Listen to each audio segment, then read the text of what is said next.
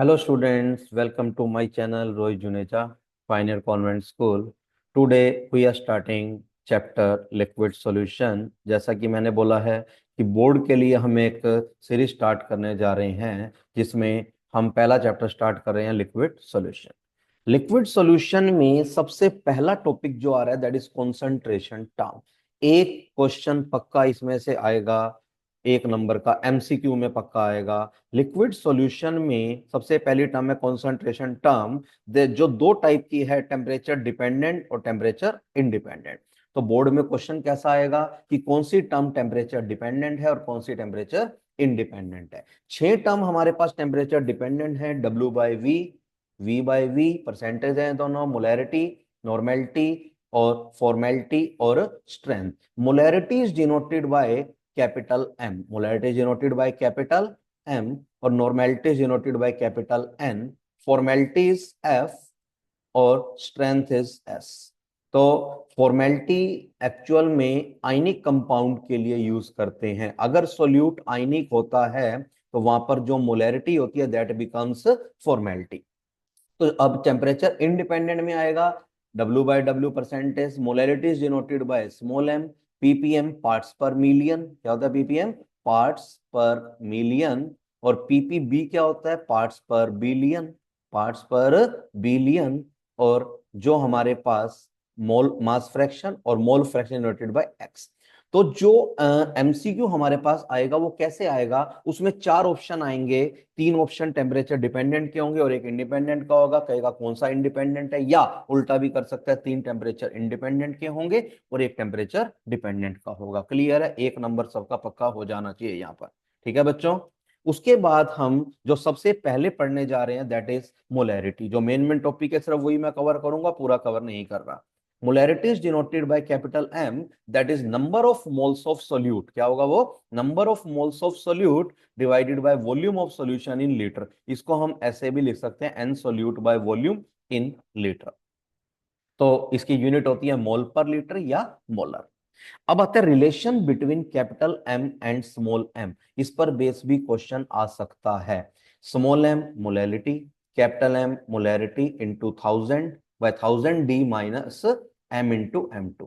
अब यहां पर जो हमारे पास स्मॉल एम है, अब क्वेश्चन क्या आएगा, कैपिटल एम दे देगा और कहेगा स्मॉल एम निकालो, या स्मॉल एम दे देगा कहेगा कैपिटल एम निकालो। यहां मैंने सब कुछ लिखा हुआ है। डी क्या है? Density. What is D? Density of solution. What is M2? Molecular mass of solute. What is M2? Molecular mass of solute. By chance ऐसे क्वेश्चन आ जाए हमारे पास, find molality of 2 molar aqueous NaOH solution, जिसमें अपने को density of solution दी हुई है 1 ग्राम पर ml।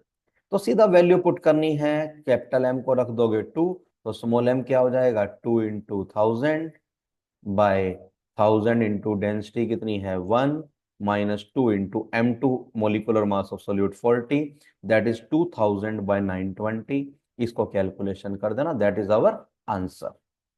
ठीक है। वीक बच्चों के लिए ऐसा होता है, एग्जैक्ट कैलकुलेशन नहीं भी करोगे तो भी हमारे पास चलेगा। Relation between mole fraction of solute that is X2, या इसको एक्स सोल्यूट भी लिख सकते हैं, and molality, molality small M. इस पर बेस भी एक क्वेश्चन पक्का आता है, एनसीईआरटी का इंपॉर्टेंट है एक, ये भी 2 मार्क्स का क्वेश्चन आ सकता है। क्वेश्चन भी मैंने इसके बाद करवाया हुआ है, अभी मैं करवाता हूं उसको। तो रिलेशन है X2, X2 मतलब mole fraction of solute that is small M upon small M plus 1000 by capital M1। What is capital M1? यहां पर जो कैपिटल M1 है दैट इज, यहां पर जो कैपिटल M1 है that is molecular mass of solvent, molecular mass of solvent. देखो बच्चों मैंने क्वेश्चन करवा रखा है, find mole fraction of solute in 1 molar aqueous solution. तो एक्वस सॉल्यूशन में सॉल्वेंट क्या होता है? वाटर। क्लियर है सभी को? तो एक्स सॉल्यूट क्या हो जाएगा? यहां पर जो एक्स सॉल्यूट आ रहा है, मोलैलिटी को 1 रख दो, 1 क्या आ जाएगा वो?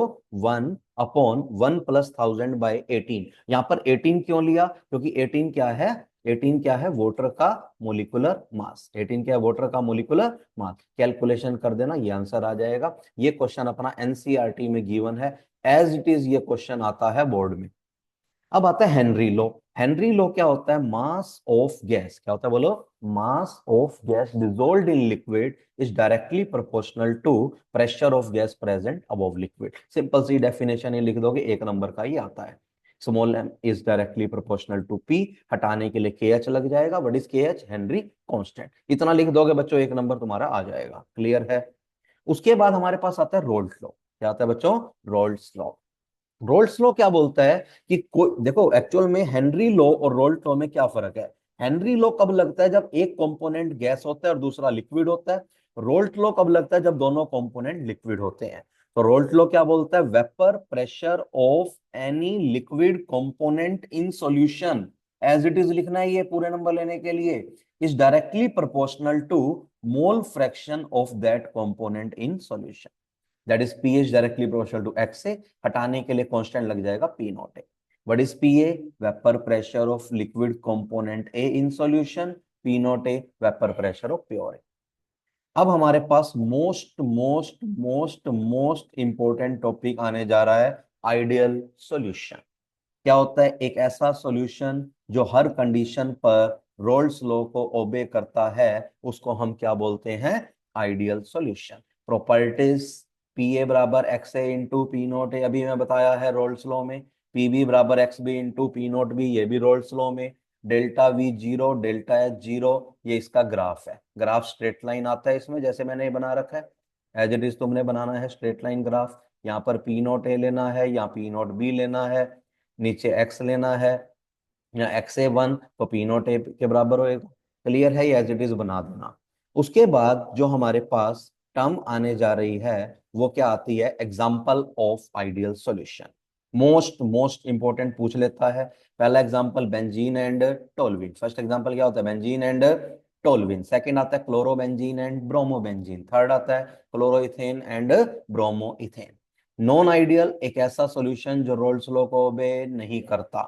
P A is not equal to X A P not A, P B is not equal to X B P naught B, delta V is not equal to zero, delta H is not equal to zero.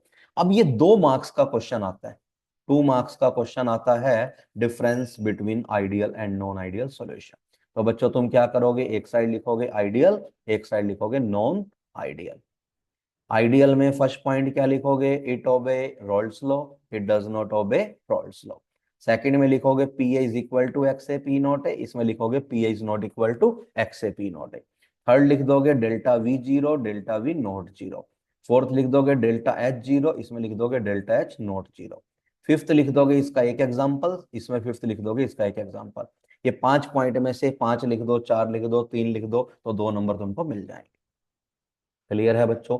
अरे बढ़िया बढ़िया question करवा रहा हूँ मैं, important as it is आएंगे, देखना 27 तारीख को मन खुश हो जाएगा तुम्हारा, दिल खुश एकदम। फिर आता है नॉन आइडियल सॉल्यूशन कितने टाइप के होते हैं? नॉन आइडियल सॉल्यूशन बच्चों 2 टाइप के होते हैं, पॉजिटिव डेविएशन और नेगेटिव डेविएशन। पहला क्या होता है? पॉजिटिव डेविएशन, दूसरा नेगेटिव डेविएशन।